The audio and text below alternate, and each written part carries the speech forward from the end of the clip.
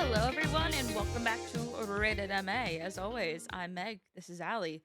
And today we're going to be continuing our watch of EXU Downfall. This is episode 2, part 2. So if you're seeing us now and you haven't watched the other parts, you might want to head back and watch those unless this is your intention and this is what you want to watch. So if you see Allie and I at any time looking down, it's because we're taking notes about the campaign. I mean, this is D&D campaign. We take it only because this is my first time seeing it. Allie's seen this before. Only once, though. I've only seen this once. Heads up, we release these early on Patreon. If you join, the minimum tier you can join is the $3 tier.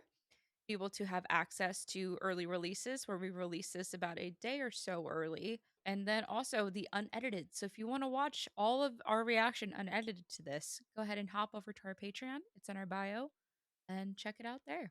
All right, ready? Yep, let's get into it. Fade now from the Ars Elysia as Salaha and Amira head towards the pocket dimension within the Aeor door, and we move back to the Opus ward. Squat gray stones, a small wrought iron gate, a few very elderly practitioners of the physician's arts. For all of its gifts, Aeor has never bent much, it seems, to the art of healing. Brennan has a little bit too much headroom, and it's driving me absolutely crazy. Sit up. Extend your spine, my friend. The presence of some ailing It's like folks Ashley. within. Like, I can tell he's sitting like what do this, as you know? approach the gate? And I know he just needs to Gate is hips locked? forward, Mhm. Brennan. Hips forward. Father Milo says, "Do you need some help doing something dishonest?" Yes. You see, he walks up and goes and clasps both hands around the lock. "Great Dawn, Father. This fucking guy. Wheresoever you might be, open those ways which are barred to us. Let your light peer out." And you see there's a dull red glow within his hands as a melted steel lock pools on the floor. Arcadia steps in as well. Says, the name of the young lad. I can try to give that. Hallis. I remember watching this, everyone thought it was Halas, who is a person you meet in the Mighty Nine, who is canonically lived around the time, like lived before the calamity. And everyone was like, Hallis? Halas? I think they had to confirm it's not the same guy. But I don't know. I still think it could have been. They're pulling something. I am Arcadia Serenvetrix, an archmage of the Magistry. I am here with some companions of mine because we believe that there may be business of an urgent nature with one of your patients. One of our patients? The hour is quite late. Could it not wait till morning? Hello, I am Dr. Bezel. I am chief physician here. This is a matter of emergency. Oh, what patient are you attempting to see? I believe his name is Hallis. Hallis? Hallis. Oh, the name is familiar. I believe he was moved from here long ago. I'm sorry we can't help you, but I appreciate your, you see, Father Milo looks over at you and licks his lips. I don't like the licking lips. Please, man. I know it is late, but our need is urgent. Oh, If you can find it in your heart to let us in. well, as I've said, the boy is no longer here, and I must bid you good night. Well, wait. I know he's still here. It's okay. Oh, we really need to go see him. And you see that she looks at Arcadia and slips a little bit, and she says, "Are you associates of the Archmage Previn?" And you see that she looks and says, We are. She has asked for us to come here. She walks you through a hallway, and as you get into this hospital, the inside is not like the outside at all. You see that there are many beds here, pure white linens, and there's fresh water and stacks of clean bedclothes. You see that there seem to be some people that are in these sort of like little an arcane glass globe that has a little spinning gem inside that is pumping someone's lungs for them in a room that this humble place clearly has someone important looking out for it. It's an exciting time for medicine. I personally, it might be overly naive, but many of the gods have not been seen in some time, and I think the calamity may well be ending. Perhaps they are sealing them away again, or there's some reason to hope. She moves and brings you to a room where you see the boy from the vision. More gaunt than you saw him in the vision. Skin kind of clinging to bone.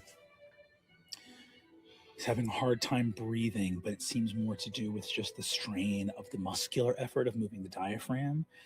And you can see that there is a sort of line going to his nose, and you see that there is a small arcane globe that appears to every once in a while just cover him in a thin sheet of light. Blue, green, white. Blue, green, white. Is Cassida on her way here now, or? His mother? She looks at you and says, Archmage Previn, she appreciates us to use her first name here. I understand. I am not sure. Is there a way to get word to her? You see that she walks over to the side of the bed and takes a small little emblem and spins it around inside of a ring. And as she does so, you see a little flit of magic leave the window.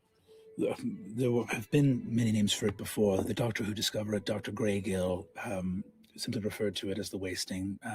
Greygill's wasting is a degenerative disease. The boy is being consumed by it. Most of our efforts here have been palliative and of a attempting to buy time.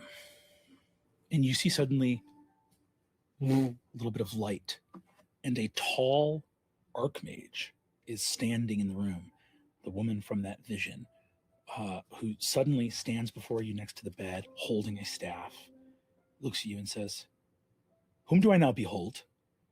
I believe that you called for help. She looks at you. She looks over at Arcadia and goes, "Saren Veterix, what are you doing here? Why aren't you at the research hall? I don't understand. I have not asked for any help from." You see, she looks at you and says, "From ground folk, let alone." You see, he says, "What is the meaning of this?" And you see, she looks and says, and then it looks at a priest of the Dawn Father, and it's like, I don't begin to understand the meaning of this. I am calling the guard. You must. I pull out the book. Ooh. Where did you find that? You may not understand this at the moment, but we are all here to help. Like we said, you called for help.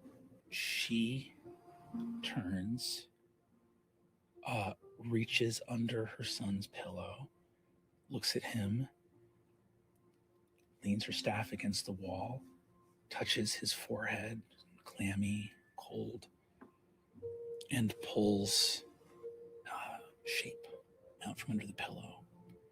And you see for the first time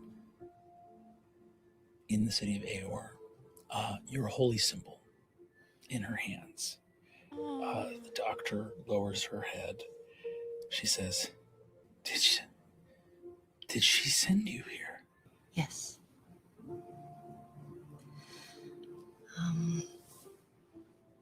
I am going to.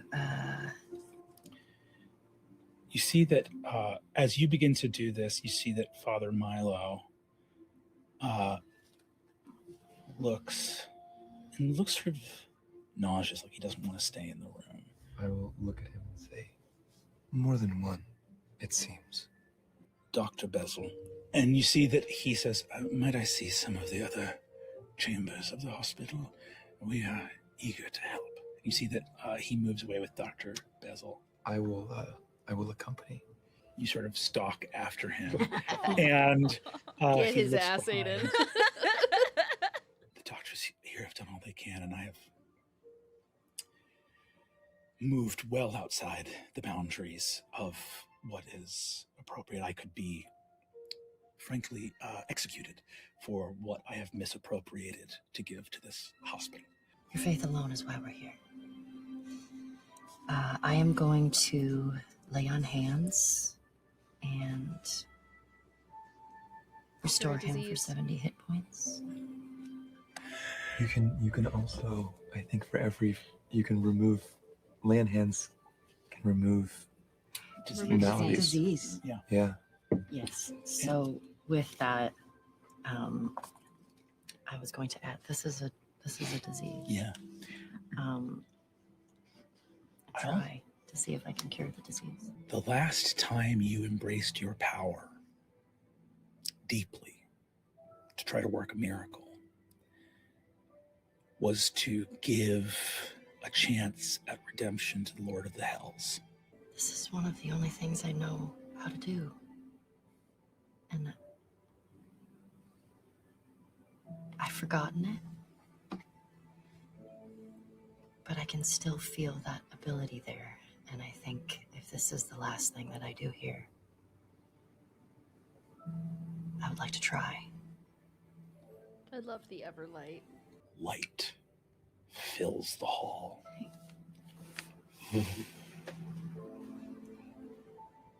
Arcadia keeps her eyes wide open, forces her pupils to dilate so that she can know as much light as possible.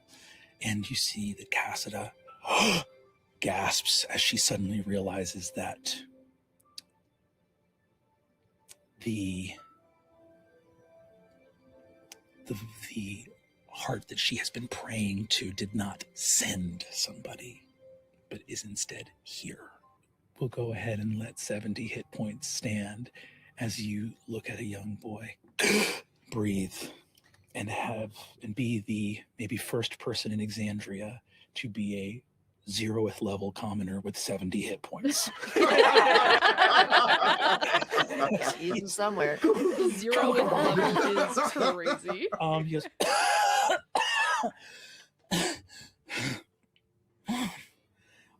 And she clutches him and just is heaving, racking sobs as she caresses his head. As you see, you see there's still light hanging around, and you can even feel in this moment that in that act of healing, the potency of what you represent, as even that disease itself is given leave to rest and go. Thank you. You see that Cassida turns and says, "You are she. You are she." Down the hallway, Aiden, you're there with Father Milo walking away from this unfolding moment here. And I think you see that I think this will all be over tonight. There's an opportunity here, I think. Decades of truce between us. Don't you think it would be a shame for that to go away? What do you think happens after Aeor? Aiden. I think we will find out. think that the threat we now face is an opportunity. But you are the ones who must come to the table, not us. They're not real, Aiden. They're just, and you see he puts a finger on Dr. Bezel's head, and she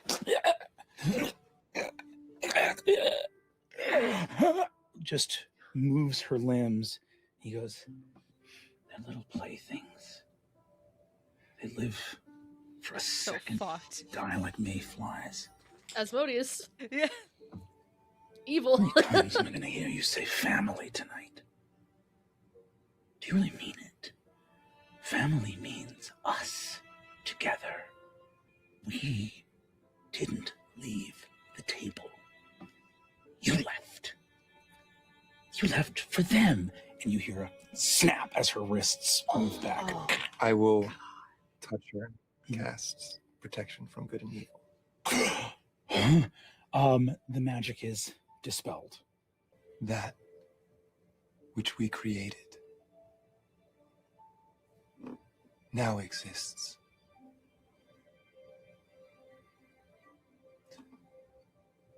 Just because our hands molded something I literally wrote Asmodeus is does fucked not in give the us the head. right to destroy. You're so real. I think it's such an interesting conversation that, like, the Lord of Lies, his greatest, like, wound that he suffers as a character is that he feels abandoned by his family. Yeah. That's so interesting. Like, that's why he's mad. He's mad that the primes chose mortals over them Mhm. because they were always supposed to be together, because even during the schism when they fought on opposite sides, there was an understanding between them. And I think for him, the greatest betrayal was them siding with mortals over the betrayers. Milo.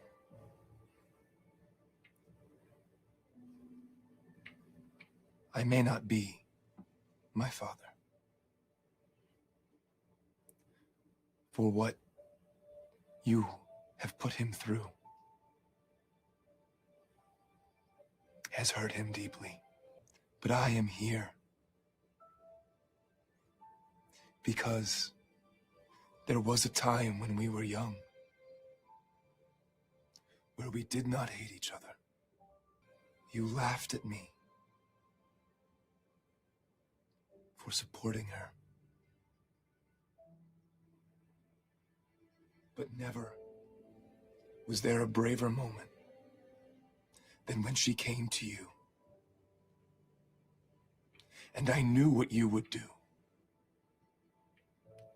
And I knew that she must try.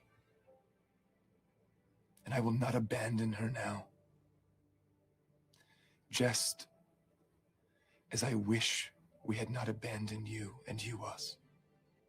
There's nothing for me here. I'll wait for you outside.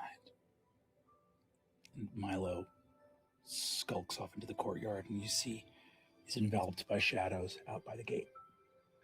I will look at the doctor and say,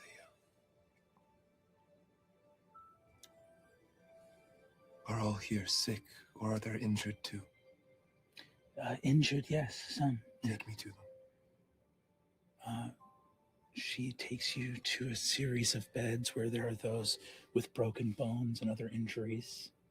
I will channel what divinity I have.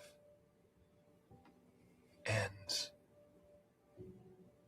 a balm of peace spreads over them. And any I walk by are healed for 15. Father, he seeks to provoke you even now.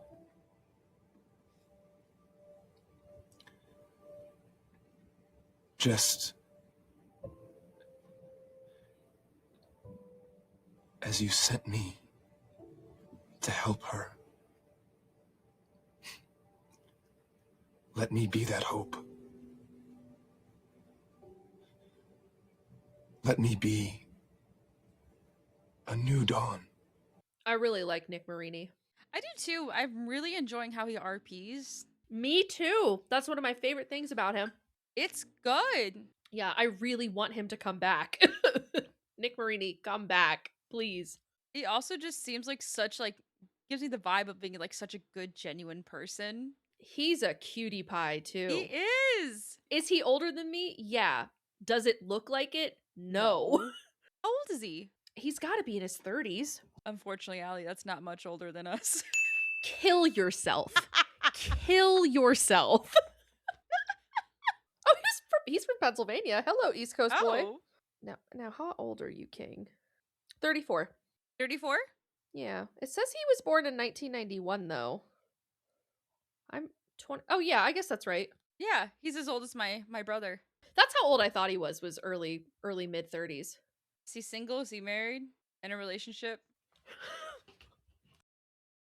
Let me look. Some 24 people who now know life and a chance, healing, possibility, hope. And beyond this hospital, a ward of those diminished and stepped upon by the might of Aeor. Beyond that, wards of a vast city, impossible engines of destruction, wicked men, demons bound, hatred of the gods, hatred of the people that revere them. A weapon beyond that, Exandria, stormy seas, ruined wastelands, pockets of survivors. Beyond that, the edges of continents, a world. The Father shows you the vastness of this world. I don't see a partner. I'm gonna follow his ass on Twitter, though. You bet your ass. We return to the chamber where Cassida looks and says, I am so grateful. You've come here. You heard my prayers? It's amazing what you've done here. I can see your heart. And you are full of so much love.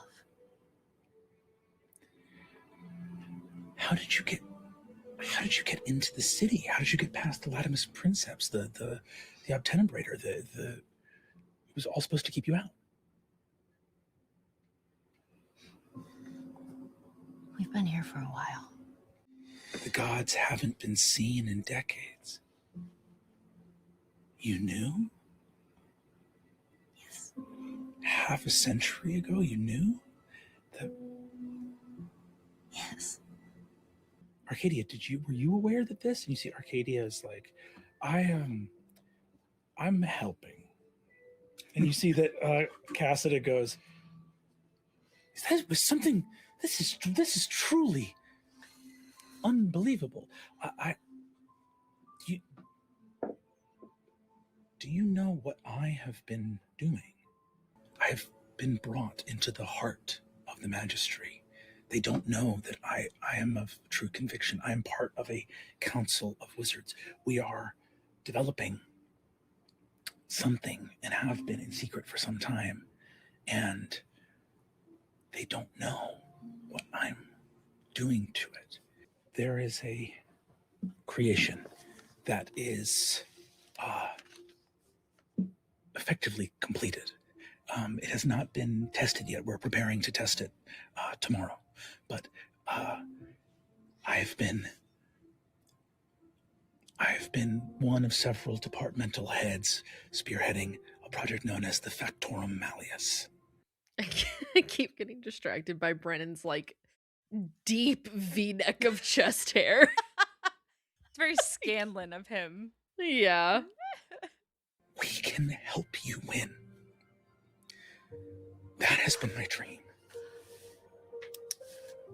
We can help you win. We can end this war. A weapon like this, there are political factions within Aeor that I do not agree with, but we can win this war. And I've been very careful, and we have the ability, if we could coordinate. This is a miracle that you are here. If we could It is a miracle that you are here. We are finally at the threshold where we can join you and make a difference side by side. Perhaps not. Great. No. Fucking great. Man, I love it. The hubris yes. of wizards. We are going to now move back to the Genesis ward as the tram comes into the station. Asha and the emissary. You, Tishar, and Zaharsht exit the tram in a vast military square. This is like a parade grounds. You see this sort of regal landscape, this sort of brutalist, intense gray architecture of Aeor. But even here, you see under this flat stone overhang, there is what looks to be a magisterial building. And under that, you see the emissary, images of mortal mages holding scales at what appears to be a courthouse. At the edge of the military square, there is also a small tree planted in the ground. It appears to be one of the few things, this like older part of Aeor, it's one of the few places with sunlight that you haven't seen any like civic plants since you've been here. But you see there's this old tree here in the parade grounds. And you see like a family of birds. It's like a nest in there. I don't like it here. I am trying to just take in this space. Yeah. It is uncomfortable, and I'm baffled by this. Is there sign? Is there any understanding of what this is, of this, like why this would be here? You walk over and see this sort of old tree. It looks like some sort of old civic fruit tree. You see in the base of the tree are the words, "A gift of the golden scythe to the magistry of Aeor." The Golden Scythe. That's looks like it was given as some Nidus's sort of civic company gift as a relation from between Calamity. Sky-Cithes. That's cool. Yeah, because he gifted Paisha a tree also. That's totally right. I forgot about that. You see that one of the little birds in the nest wakes up.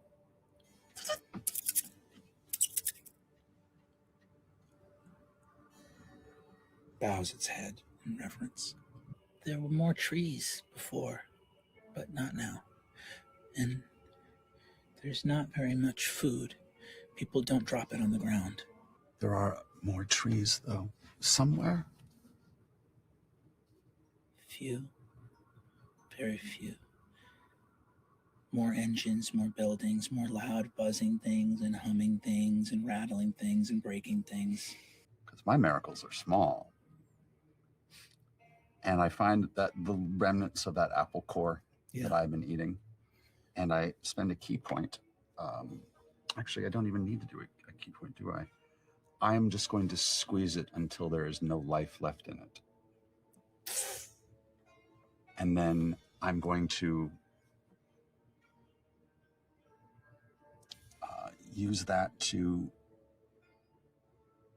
breed some maggots in that dead, rotting core. Ew. Maggots always get me. Don't watch The Pit. I think there's maggots in both seasons. Oh. You see the apple continues to like molder. It's sort of piling high with maggots. And you see that one of the birds hops on a branch.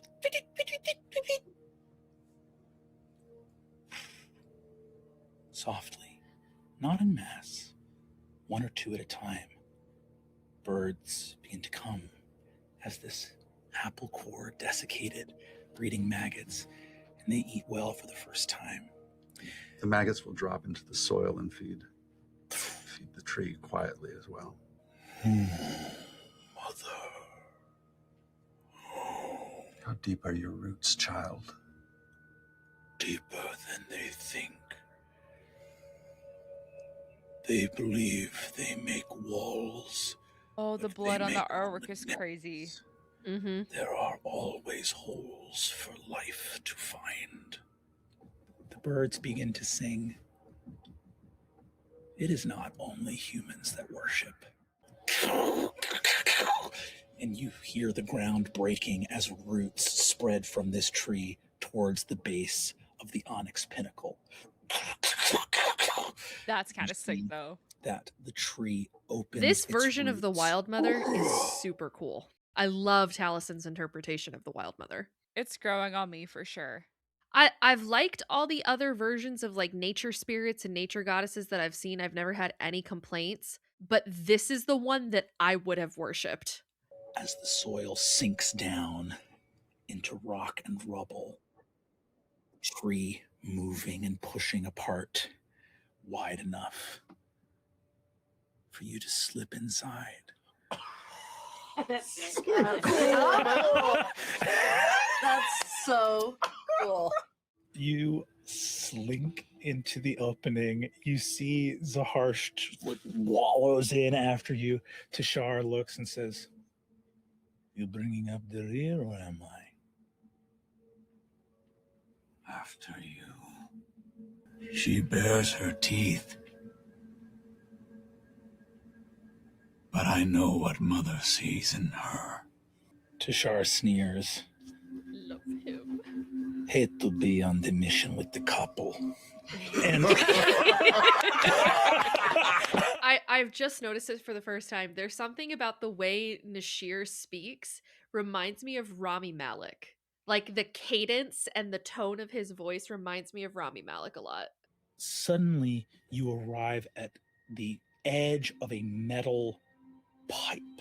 And when I say pipe, I mean it's like almost like a sewer. And the rock cracks enough that you can see the stone it was set into. And as you feel it, you feel a unnatural coldness to it. And it rumbles as though air or moisture is being vented out of something.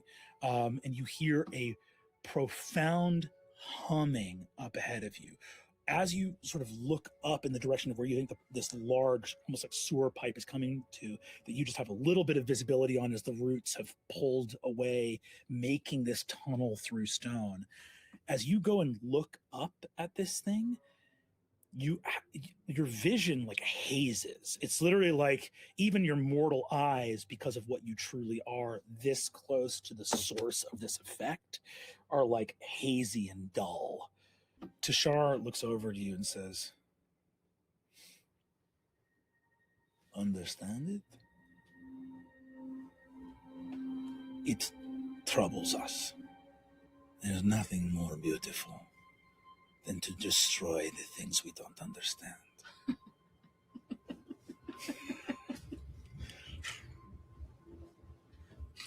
Even when we were family, you scared me. Good. Maybe all that time ago I make a mistake, huh?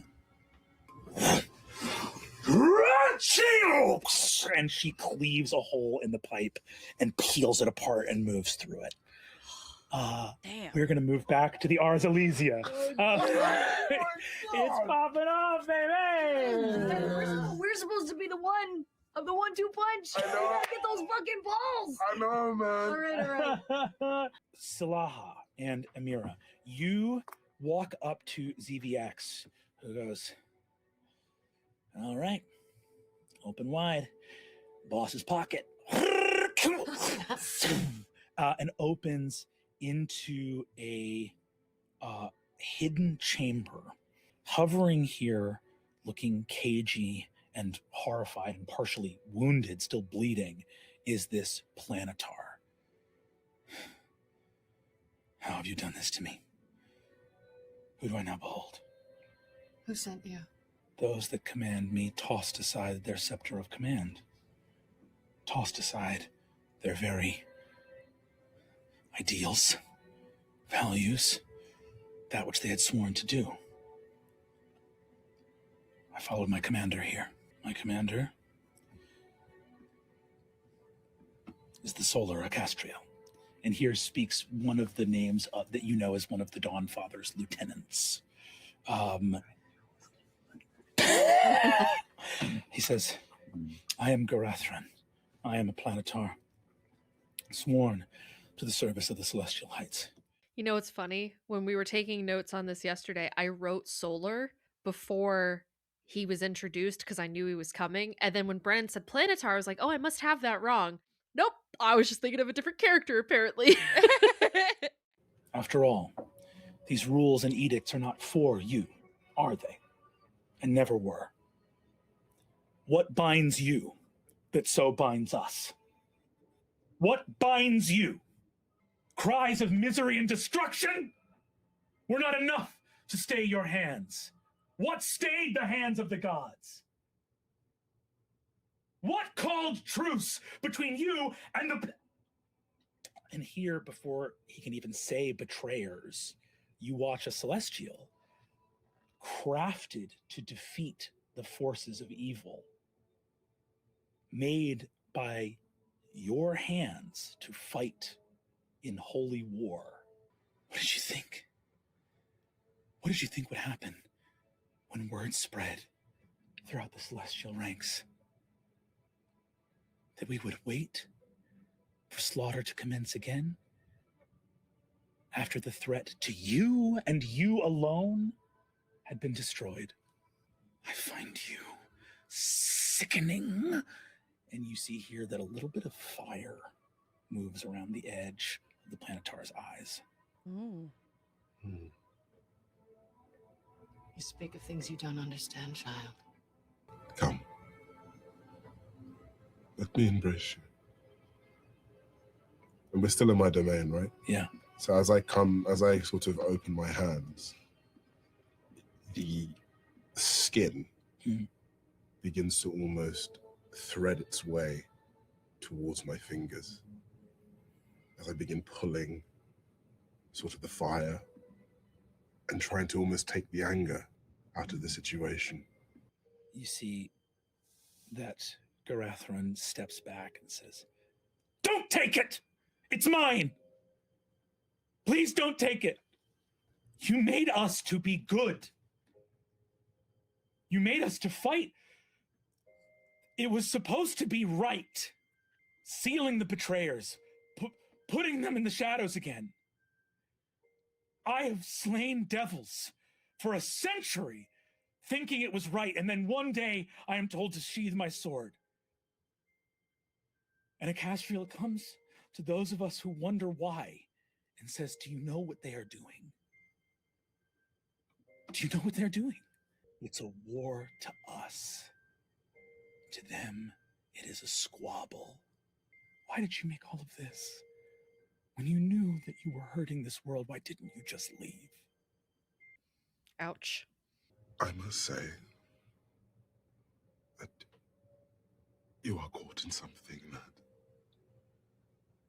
obviously is difficult.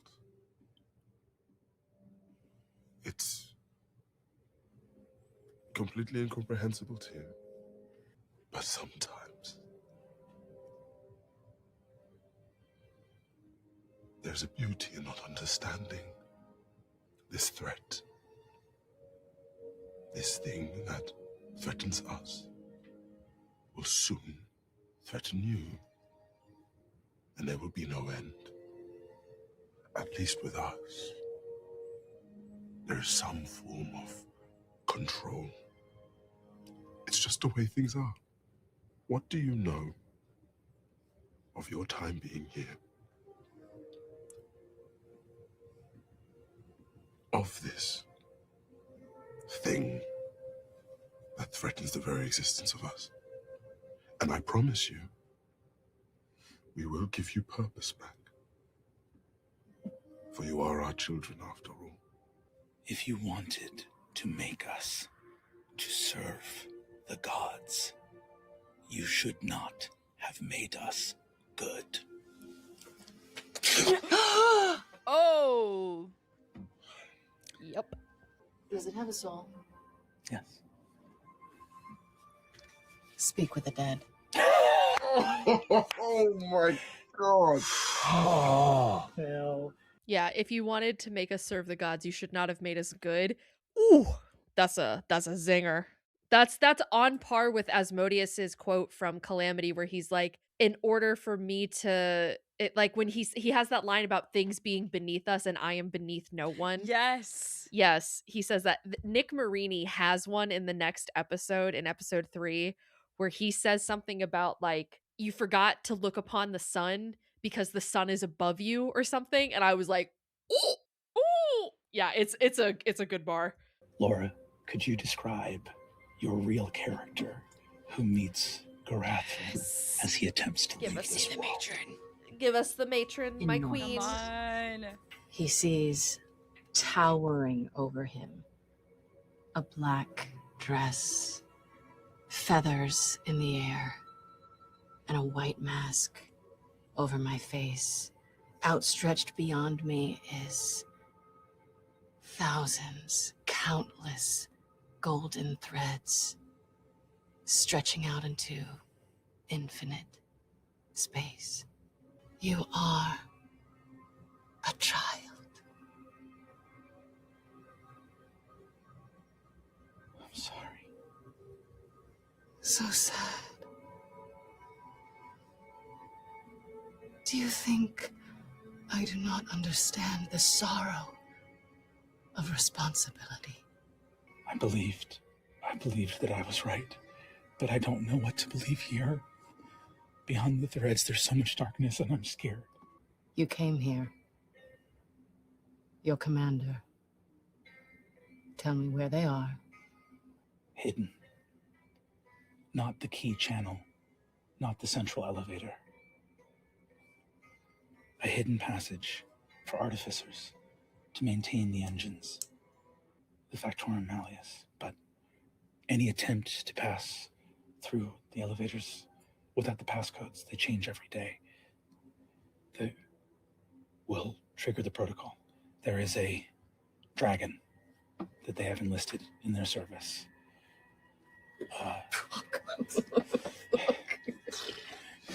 Y'all thought when I said 20th level it was going to be a fucking cakewalk? You know what I'm talking about? We were here to discuss our feelings. Yeah, you can do that with some legendary actions coming down over the top, right? Thought there would be a zip line.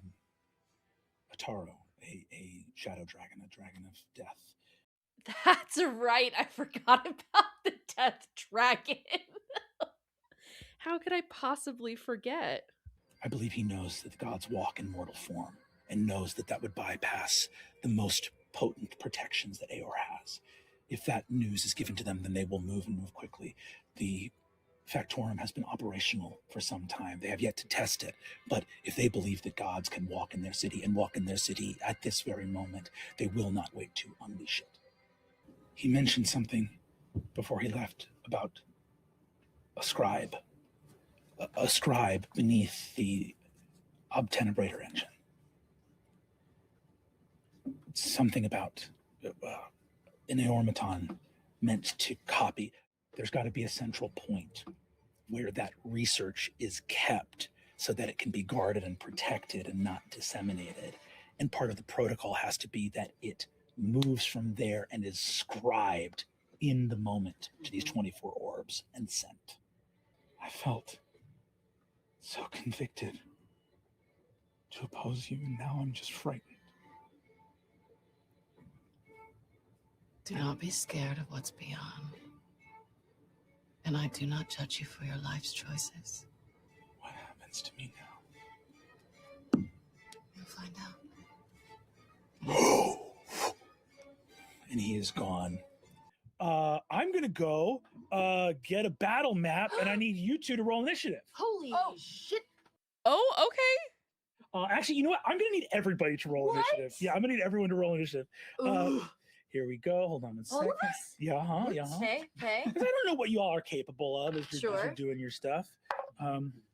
Okay, we're gonna go around, and I want everyone to tell me what you rolled. Asha, what did you get? 6.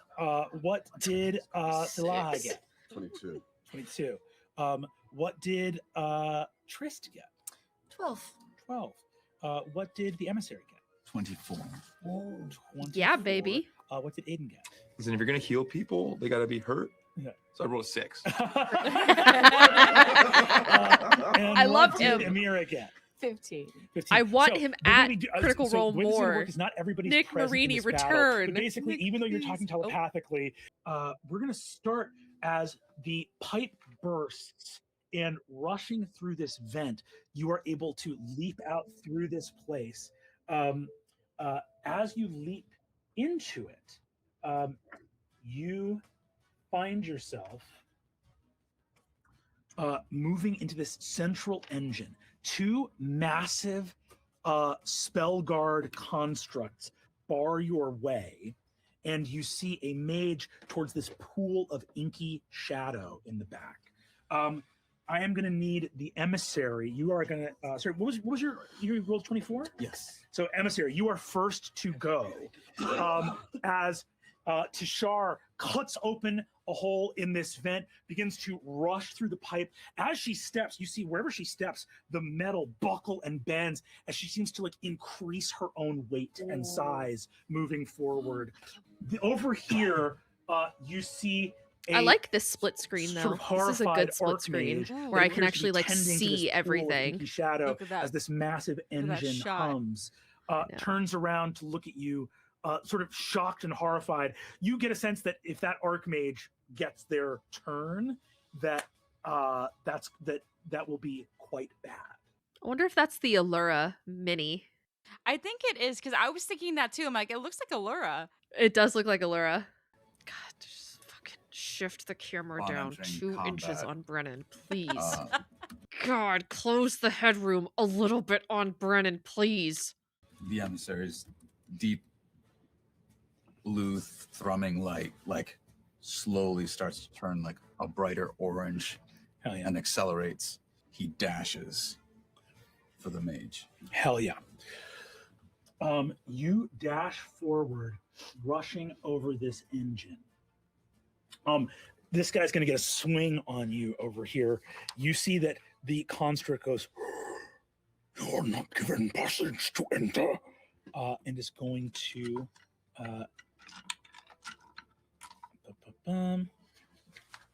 take a swing. And that is a big miss. So this huge steel sword connects with your rocky form and clangs off, chipping the steel of the construct as you surge past and close with the It's got to be Allura. It looks like the Allura And, mini. my movement would be 80, so I clear that space. I'm assuming in time within the. Yes, Okay, absolutely. great. As I close distance, the sycamore seeds in each hand grow and turn into these massive steel-bladed axes. There's a chain of stone and vine that binds the two together. And I reach back and hurl the blade at the mage. Make is a strength plus. This is going to be, if you look This at will your be sheet, Plus this 16. I mean, Okay, well that's a What? 24. Plus 16 you is watch, you see, diabolical. this mage successfully casts a shield spell, surrounding themselves in arcane power, and your axe cleaves through the magic like it is butter. Oh. So that's a 11 for damage. But because I'm using Scales of Justice, I also on the strike ensnare him and draw him essentially into grapple, where he's pulled into the maelstrom of these cutting Nice. stones, and I'm essentially chewing him alive. Incredible. Gnarly. So that's another 12 damage. Whee! Okay, 11 and 12, 23 points of damage. Boom. So So did he just cast that mage just cast a spell, correct? yes, he did. Mage And Slayer. within 5 feet? Within 5 feet. Yes. So I've got Mage Slayer. Great. Go ahead and make your attack. Let's do it. You're Mage awesome, man. Slayer. Oh, Nashir and Nick, they're so cute 28. together. That is definitely going to do it. Yes, absolutely. I want to play with Nick Marini. I feel like he would cook up a cool ass character. Play with him? Yeah, I want to like play at a table with him to see what he would do as a character. Ah. So that is 12 points of damage. 12 points of damage. Hell yes. That was 35 total. You do So you did another 12 23 points of before? damage. So Insane in the one emissary turn. charges forward, just grinding this archmage into meat. You see that one of the archmage's legs is just chewed up in stone and ice as you rain down axe blows. Damn, now I kind of really want to watch Candela Obscura because he's really great in Candela Obscura. Hey, viewers. Maybe we could do that as a Patreon exclusive. Could do it on Patreon. We could put it under the $1 tier as like exclusive for Patreon only. That way it's more accessible. We would have to be at a point where we would have a lot of time to edit. Yeah. Oh, Candela's not long. Candela's 4 or 5 episodes. It's the same length as this, I think. It would just be a lot on top of a full-time show. Yeah. It's something to consider. Yeah. Just the season that has Brennan is fucking awesome. That's the one I really want to see. Yeah. It was like Brennan, Travis, Marisha, Luis. That's a good group. Yeah, the other woman that was in it was so good too. I didn't know her from anything, but I really liked her as well. We move from the emissary to Salaha and Amira. You have just learned this incredible wealth of information that is like granted to you from yourself in your divine realm. And suddenly looking throughout are aware that like you as you like reach out telepathically, you can feel that Asha and the emissary are going. That's happening now. So you know the scribe is somewhere underneath here, and you know that if that engine gets attacked or an alarm gets That tripped, scribe will send it out. we'll send it out. We got to get to the scribe. Okay, so it's underneath us, you say? Underneath the engine, the obtenebrator engine. So underneath this battle right here Is where the scribe is is? where the scribe is. Yes. Okay. My dearest, flying through the air. Yeah. Circling above. Yeah. Can he fly down and go in and see where they've gone through the tunnel flying? I would say that's a bit of a stretch unless we hadn't just done a whole scene about birds finding this tree. So I think that's exactly... We've got people. I think your raven literally hears like 2 small finches come along either side and bend it towards this tree. And we watch as a raven descends and begins to fly through the stony root-covered tunnel and can appear here in this space. Great. I'm going to cast Arcane Gate. And in front of me, put 1. Mm-hmm. And in that room, through Dearest's eyes, I'm going to put the other. Yeah, she made a teleportation portal, basically, in that room. Badass. Through her familiar. Fucking awesome. Within the room, so emissary, even as you are arriving, your presence, the tunnel, a raven swoops past you, spreads its wings, golden thread and raven's feathers. Sweet. Amira, you have movement left after you cast Arcane Gate. Going through. I step through. Boom. You step through. Salaha, it is your turn. Okay, so we're now in the space, right? The scribe is beneath this. Beneath this. So there's this big engine here. You think that the scribe is down underneath. This room. I'm going to then. You kind of realize in your arcane construction of it, you're like, oh, they put the big broadcast system under their hide everything engine. So I'm then going to cast Dimension Door. Extra 500 Which, feet. yeah, allows me to essentially teleport myself to any current location, within range. You, right? Yeah, you can. So that's essentially what I'm gonna do. Puts things on the board, instantly takes them all. You both, so emissary, you're like, you got help. No, you don't. So they appear here briefly, and Dimension Door down. I'm just imagining this animated. I know, me too. So cool. We're gonna get it. I wonder how they're gonna do it though, because it's part of Bell's Hells. So I wonder what they're gonna do with it. Because they're gonna do Calamity. They have to. Oh yeah, I would hope so. I bet they're doing Calamity already. I bet they're already making it and they just haven't announced it yet. Watch that's the announcement at Comic-Con. They have the models for Nidus and Xerxes already, and I still think we can get Paisha in season 4 of Vox, because Paisha's orb is what begins the Cobalt Soul. My eyes go purple, and you just hear. Oh, cool. And suddenly, Good effects. this Yeah. massive force of magic just dispels, and you see these arms come through, kind of grab onto what this Aeormaton is, and just wrench it into me. And it's like, mission complete. And you just see me go, oh my. Oh my. Man. He turned into Pac-Man. Just fucking Kirby'd. You are able to metabolize as the knowledge enters your chest, the heart of the Archheart.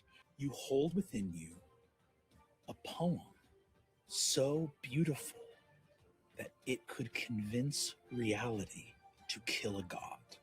Oh. I got me. Oh man. Okay. Incredible turn, gang. That's my turn. Yeah. That'll end your turn, right?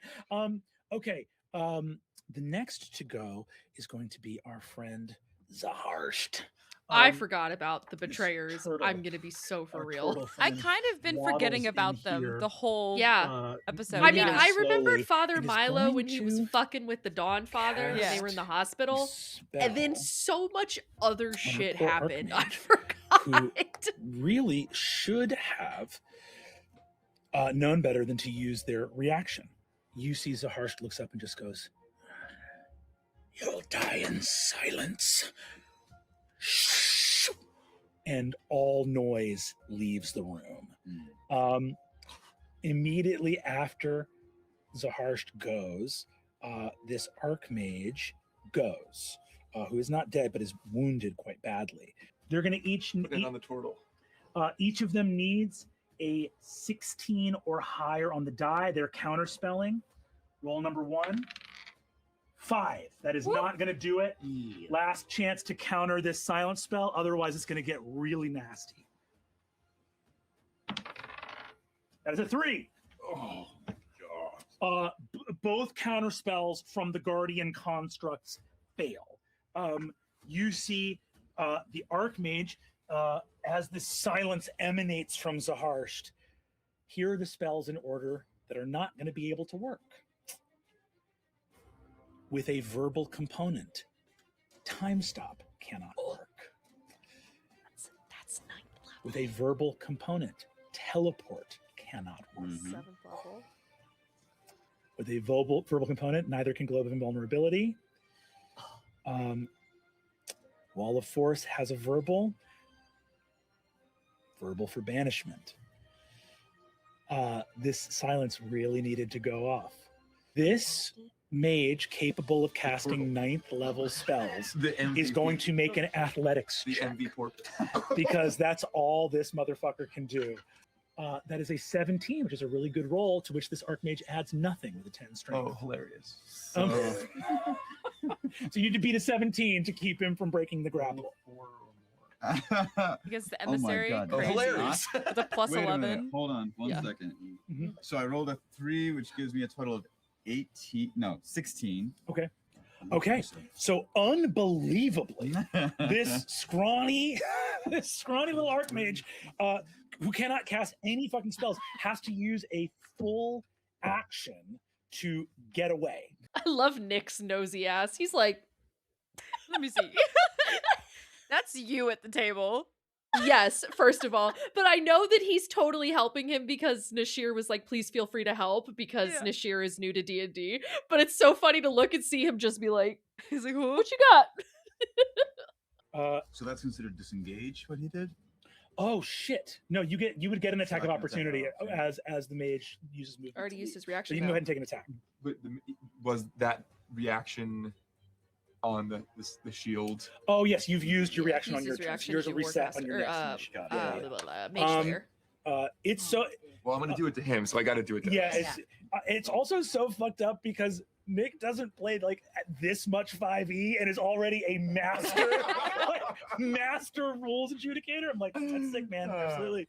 The Archmage is going to get a little bit farther away and get out of the range of silence, and then it's going to go. And Misty steps. Didn't he burn his action though? This is bonus action Misty step. Okay, so bonus action, athletics check, movement without attack of opportunity, and Misty steps and vanishes. But you know the spell, it's got to be 30 feet somewhere. That is going to move now to be Trist. You are in a hospital. Aiden is down She's the so hall, into it. She's and, like, shit. is anyone feeding anything? I over love the telepathic Ashley. bond, right? Yeah. I mean, I gave all of that information. I feel like Aiden would be on the. Yeah, I think Aiden and Trish, you go on the same turn and like move back in. You're in the hospital room. Cassida is here with you. You also have Arcadia here with you. Milo is like waiting outside. I will look at Milo and Arcadia. Milo says, "Man of the cloth," and you see that Arcadia looks and says, I have not physically seen the location." You see Cassida says, "Where are you trying to get to right now?" The Obtenerator? The Obtenebrator. The Obtenebrator. Obtenebrator. Time to go full traitor. And she casts teleport and is going to teleport you into this room right now. She's an Archmage. So we're gonna move We got in. Betrayer Gods, we got Betrayer Mortals. Exactly. Okay. So we're gonna scoot everybody in. Boom, boom, boom. So she goes, teleports, and immediately sees that shit is popping off. It's wild right now. So we'll go first. Trist, you are first to act here. Seeing the orb, that's all I can sort of go on at this point, and I'm going to cast Guiding Bolt on it. Hell yes, go for it. Okay. Go ahead and make your attack. Okay. What am I gonna cast? Natural 20. Hey, look at that!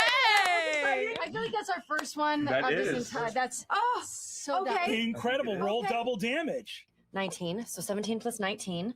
That is 36. 36. Holy smokes. Okay.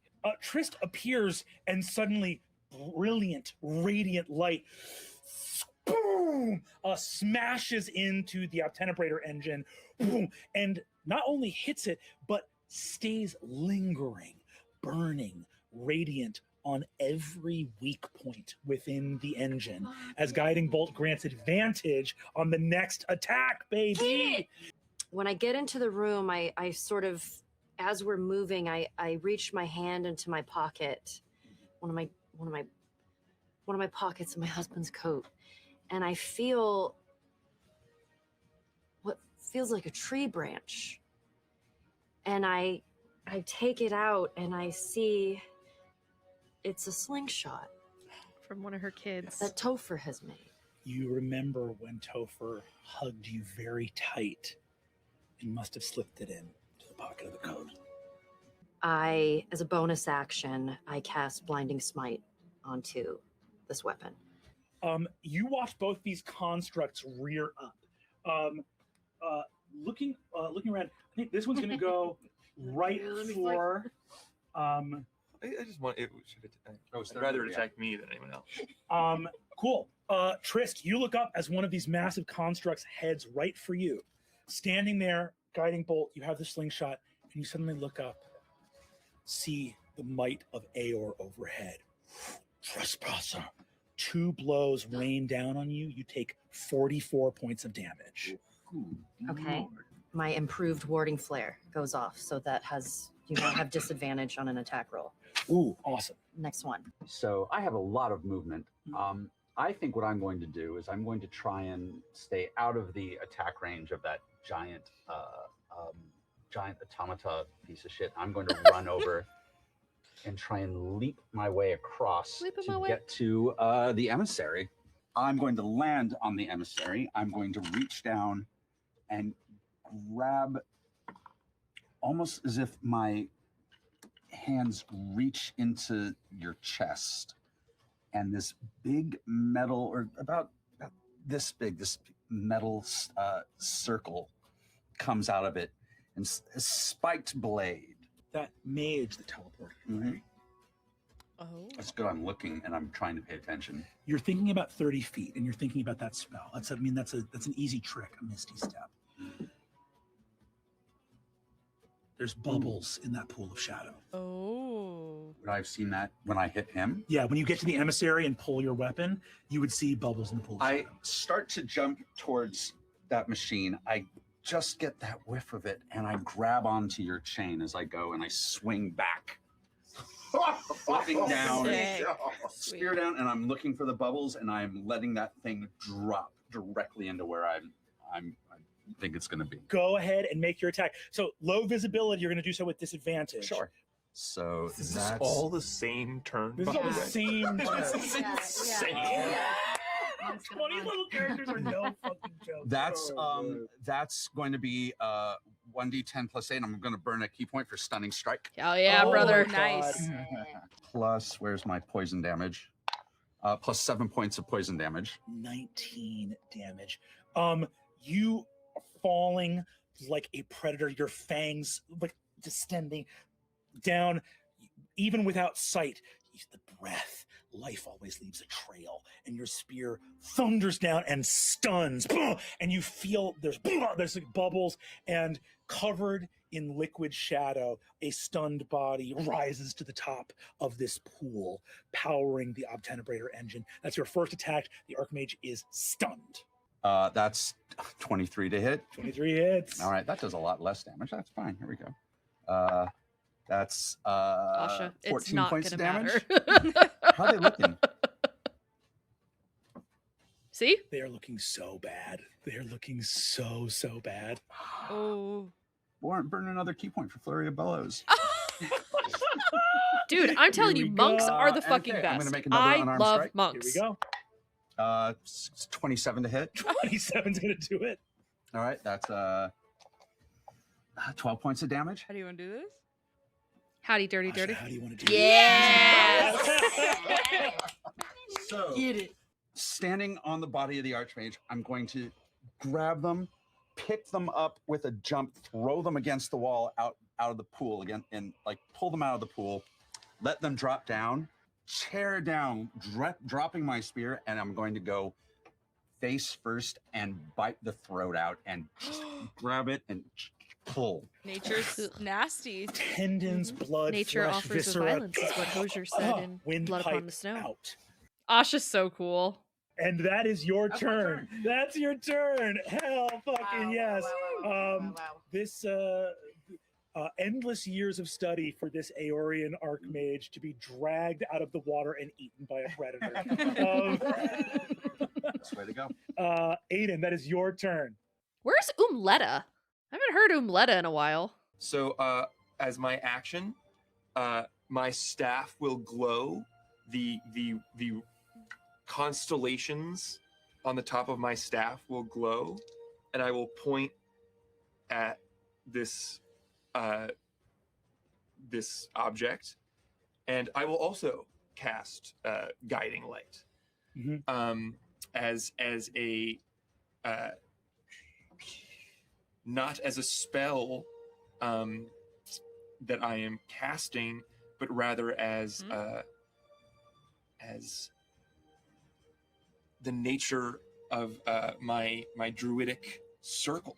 Oh, cool. Okay. Oh, that's right. I forgot he had a And, level in Druid, so a that few will levels in be, Druid, I guess.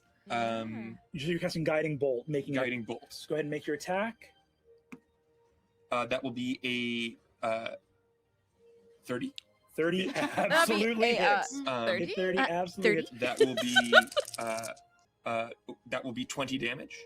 20 points of damage. And then as a bonus action, I will say to Shar, it's taking you that long, and I will grant her an extra attack. Oh.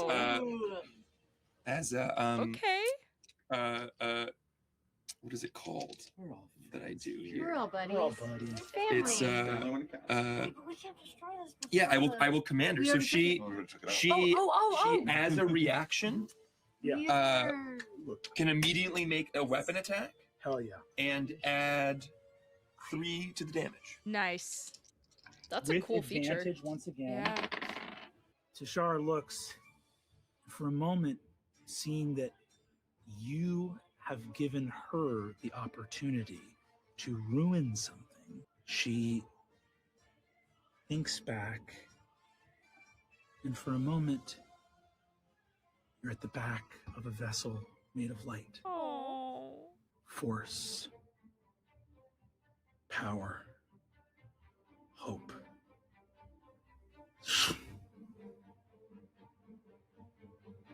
It didn't have to be this way. There's a purpose to all of us. Severs the engine, and all of you feel the pinnacle above you begin to shake powerfully. With the engine gone, you see both of these constructs move back against the wall, standing on these sort of central runic pillars as they both shudder and disanimate, the engine destroyed. Yay! What do all of you do in this moment as you begin to hear the pinnacle shudder and shake as the engine dies in front of you with one blow of Tashara's greatsword? You hear it from outside. I think I know what this is. Wind starts picking up out there in the great beyond. Appearing above you, parchment thrumming in your chest. Amira, your Raven's Gate behind you in the wall. The Ars Elysia opens behind, one after another after another. You hear it in the immediate round after, you can feel teleportations, multiple teleportations beginning to manifest right here in this chamber. One round was all you fucking had. And the gate closes behind you as the Magistry of Aeor discovers 2 constructs, a dead archmage, and a broken engine with no clue how it happened. Love it. And that's all for this episode. Oh, Critical Role. Crazy. Oh, You I just wrote have down to the ask wrong yourselves, note then. is it Thursday yet? One more round. Oh. Okay. I looked up at 3 different points in this episode to check what time it was. One was at like 33 minutes in. The next time I looked, it was an hour 40 in.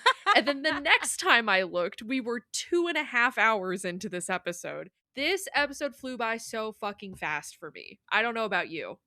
In the beginning it was slower, but then towards the end it really picked up and it flew. Once they got to like the stuff in the hospital, it was like I got sucked in. This is one of my favorite parts, like them destroying the Uptenebrator. That was awesome.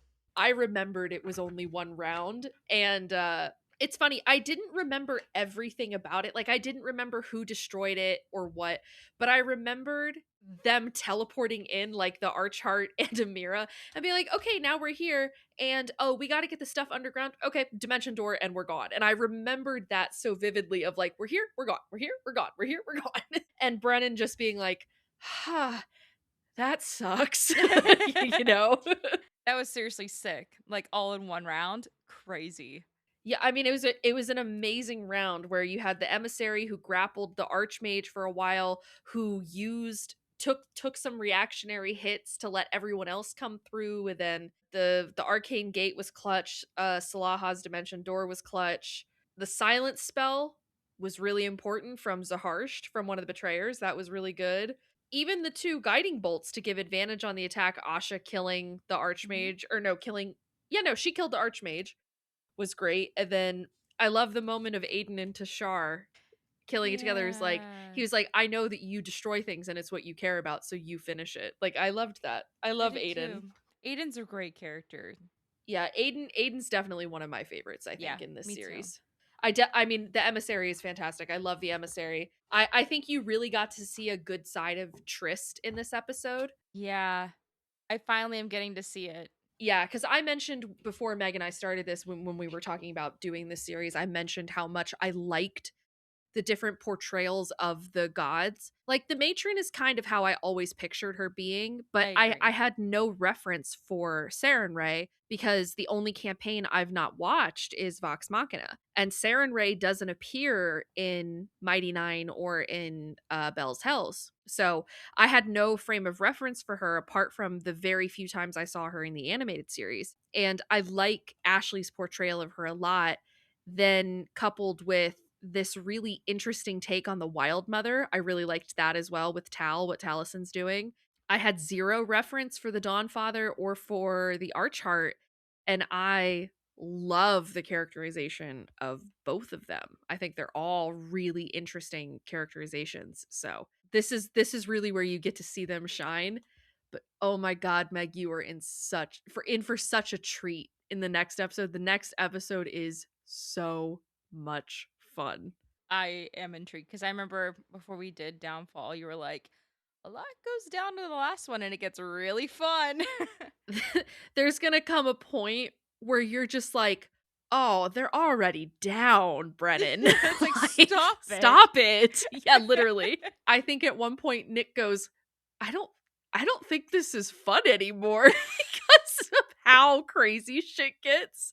Because they're just like, oh, I feel bad now. Yeah, it's like, oh. But there's something that happens. It's such a brief moment that sets up something that happens in the Mighty Nine, something that you find out about in the Mighty Nine, which for you won't make any sense because it's not till they get to Aeor that you'll deal with it, obviously. You might know the reference because I've said it a few times. It was never said in the Mighty Nine show, but I said it. And I'll be curious to see if you remember. Oh, you might okay. not, but I'll be curious to see if you remember because he'll mention it and it's such an odd word, a title, that you'll be like, I think I've heard that before. I'm curious to see. Yeah, this episode, I really liked the back half of this episode because I remembered the talk with the planetar where he said, like, if you wanted us to serve you, you shouldn't have made us good. I remembered that so vividly. I thought the solar said that. The solar, whatever. I didn't remember that it was the planetar because I think the solar, they'll find him in this episode, I think. I don't actually know if he's in this or not. I just remembered there being a solar. And then, of course, I knew there was a very quick combat in this episode as well, but yeah, it was a good episode. I liked the second half more definitely than the first.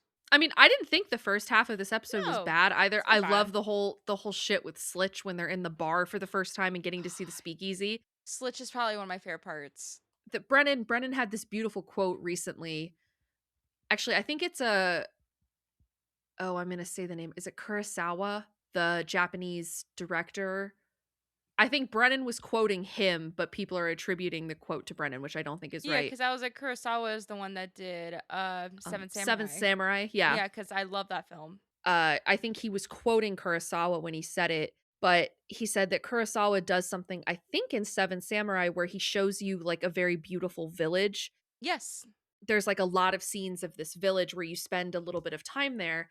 And Brennan was saying that Kurosawa had said at one point, like, if I don't show you the beauty of the village, you don't understand what real violence is until it's destroyed. No, it's true because the village is beautiful and you do get to kind of see it and like get a little bit immersed in it. And then there's these Seven Samurai who come and are there to protect the village. And so it is, and there's a huge battle scene and it's like this whole thing and it's cool. It's a really, really, yeah.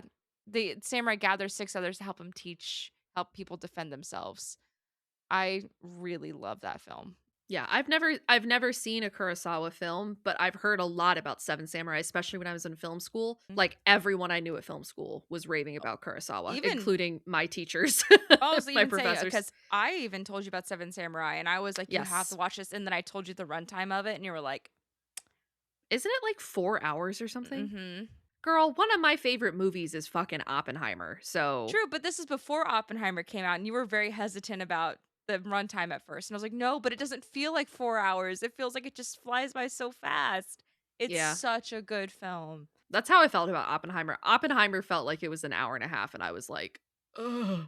But yeah, no, I think of the first half of this episode where you learned about Slitch and you learned about the bar, of Brennan doing that Seven Samurai thing of like, you have to see the beauty before you realize why we have to destroy it. Yeah. And I think that there's something very powerful in that. I would agree. It helps you build a relationship with it. Yeah, you have to have a reason to care about something. Yeah, exactly. But if it's just something random, you're like, okay, and? Yeah, if the city was all bad, then of course you want it destroyed. But there's good in the city. Gives you a little bit of sympathy to it, which makes it harder. Yeah, it makes it a harder decision. Yeah. Because there's people like Cassida, the archmage that is helping them, who it's so clear she just wants to stop the war, but at the same time she's offering a way to kill their siblings. And they're like, sorry, I can't let you do that. But there is a part of them that understands a mother's need to protect her son. And it's, you have to have empathy for her to understand why it sucks so bad when they destroy the city anyway. Yeah. You know, it's a very poetic, this bit. They did the same thing in Calamity too, where they showed you the beauty of Avalier and the Palazzo Porco and, you know, all the fireworks show and how beautiful the city was. And then they were like, oh yeah, we're gonna fucking destroy that ground. Yeah, basically. Yeah. We're gonna destroy this city. But yeah, it's great. I'm excited. We're almost done with it though. For us, we have 3 parts left to record basically, but it's just one episode. This was our halfway point. Yeah, this was our we're slightly over our halfway point now because this was our 4th part, I should say. Yeah, what I was saying is that this was like smack in the middle. Like we had 3 prior and then we have 3 more. Yes, exactly. So, almost there, and the next bit's my favorite. I'm excited to see. Oh man, it's gonna get freaky and funky. I love it. Yeah. And for all of you who were not watching the unediteds and did not hear some of the conversations that Meg and I had that got cut for the YouTube version, are you guys interested in seeing us do Divergence and Candela Obscura anytime soon? We do want to do Divergence just to close this out. However, we're trying to figure out when to do Divergence. I just don't know when we should do it. If we should wait a couple months and just get to it when we get to it, when we have like spare time to do it, or if we should try to do it soon. But also, Meg's never seen Candela Obscura, and Meg, you like horror, don't you? I do. Yeah, Meg likes horror, and I think she would really like Candela. And also, the season with Brennan is really fucking good. So, I don't know. Let us know. Are you guys interested in seeing that? I'm not sure that would be like a big like viewer poll for us, so maybe it's something we could put on Patreon and do like a Patreon exclusive. Meg and I briefly talked about putting it under like our $1 tier. I don't know. We're just gauging interest for right now, so you guys let us know what you want us to do. We have some shows that we want to do in the future. Should we talk about what we're going to do because it was our Patreon show, the show that our patrons voted for? Yeah, we can talk about it. A couple months ago, before the end of last year, the end of 2025, Meg and I reached out to our lovely folks over on Patreon and gave them a list of a few shows that we were very interested in watching. And quite unanimously, all of our patrons voted, and we had there's a pretty big margin of people who voted for Interview with the Vampire. So we are going to be doing that show, the first season, soon. Meg had never heard of the show before. I've heard of it, but have not seen it. So I'm very excited to get into that. So Interview with the Vampire should be coming soon to our channel. We don't know when, but we're hoping to start recording it soon. So that will be pretty fun. I've never seen the movie either, and I'm guessing you haven't either. We know it's about vampires, and I know that Grey Worm from Game of Thrones is in it, and I know that Bailey Bass is in it. And there's a blonde guy that plays Lestat, and that's all I know. That's all I know about it. I know nothing. Jon Snow. It's Game of Thrones. It's fine. Anyway. I saw the first couple seasons of Game of Thrones and I stopped. It's really good. Well, I have a tendency to start things and stop things. Not with me. I'm going to keep making her watch it. So don't worry, patrons. We're still doing it. Yes, for all of our patrons, we are going to get to that show, I promise. We actually were supposed to do it in January, February, but pushed it back so that we could do Calamity. And so our schedule, we were going to do a completely different show in January. Yeah, we were. Our schedule looks completely different now than it did at the end of last year. Here are the list of some shows that we almost didn't that we almost recorded but didn't. Adolescence, Chernobyl, Ted Lasso. Those were all shows that we looked at recording. We ended up flipping out a lot of those shows so that we could do Calamity instead. We did. I guess Meg and I will end here. Was there anything else? The unedited, the Patreon. I guess we mentioned that at the top. So if you guys want to check us out on Patreon, you guys can find our unedited episodes there. You can also find these episodes a day early. They come out on Sundays and Thursdays instead of Monday and Friday like they do here on YouTube. Meg and I are going to sign off here. We're excited to get closer to the end of Downfall. We've got a couple more parts to record, so we're not quite at the end, even though we're starting the last episode. It's a whole thing. But we're excited to jump into the next one. We hope you guys will follow us there, and we'll see you guys real soon. Bye.